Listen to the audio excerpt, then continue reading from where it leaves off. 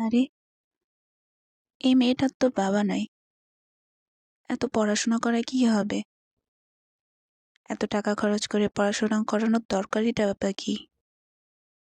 আরে, এই মেয়েটার তো বাবা নাই।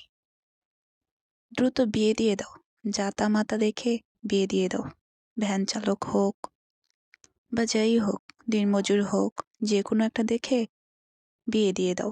কানা খোড়া ল্যাংড়া যাই পাও না কেন, ওর তো বাবা নাই। মেয়েটার তো বাবা নাই, বিয়ে দিয়ে দাও।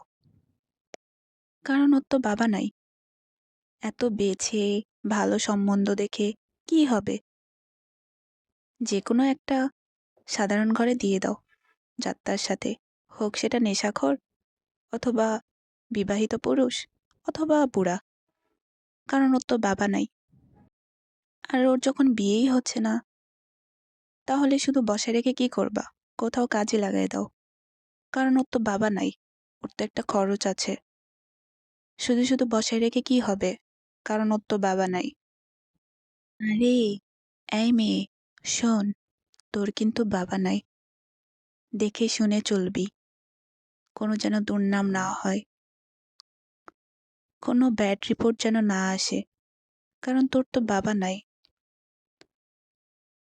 কি একটা বিয়ে করে নিয়ে আসছে, এতিমকে বিয়ে করে নিয়ে আসছে, তাও আবার গরিবের মেয়ে। তুই জানিস না, এতিম মেয়েরা ভালো হয় না। যাদের বাবা থাকে না, সেই সব মেয়েরা ভালো হয় না। তাহলে কেন এমন এতিম মেয়েকে বিয়ে করে আনছিস?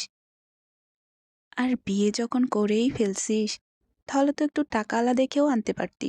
যেহেতু বাবা নাই, কিছু সম্পদ, অর্থ, এগুলা দেখেও তো করতে পারতি, তাই না?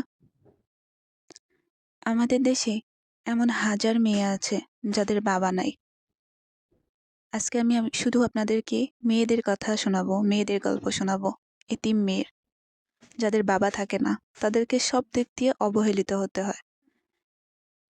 মেয়েটা হোক সুন্দরী, হোক তার অনেক গুণ আছে, তারপরেও তাকে অবহেলা চোখে দেখা হয় আমাদের সমাজে। কারণ ওই যে, তার তো বাবা নাই। এই একটা মাত্রই ভুল তার। এটাই তার দোষ। তার বাবা নাই। তার বাবার রেখে যাওয়া অর্থ সম্পদ নাই। কেন সবাই ভালোবাসবে সেই মেয়েটাকে? এই দুনিয়া তো টাকা পয়সাকে প্রাধান্য দেয়, ভালোবাসে। কোনো এতিম মেয়েকে ভালোবাসে না। তারা ভালোবাসে তাদের বাবার টাকাকে। এই দুনিয়াতে এতিমদের শুধু অবহেলা চোখেই দেখা হয়। তাদেরকে কেউ সত্যিকারের ভালোবাসে না। যতটুকু ভালোবাসা দেখায়, আসলে সেটা করুণা।